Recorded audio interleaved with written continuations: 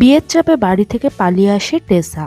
যখন সে একটি বাড়িতে আশ্রয় নেয়, সেখানে সে এমন কিছু সুন্দর আর্ট ও কিছু ছবির সন্ধান পায় যে আর্টিস্টকে সে একটা বার দেখার জন্য আগ্রহী হয়ে ওঠে এবং সে বেরিয়ে পড়ে তাকে খোঁজার উদ্দেশ্যে।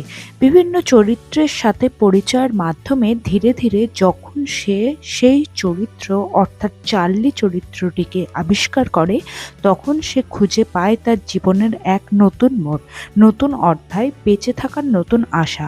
এখানে দুলকার সালমান অর্থাৎ চার্লি যে মন জয় করা অভিনয়টা দিয়েছে, সেটা প্রতিটা মানুষকে ইচ্ছা জাগাবে তার জীবনে একবার হলেও চার্লি হয়ে ওঠার জন্য।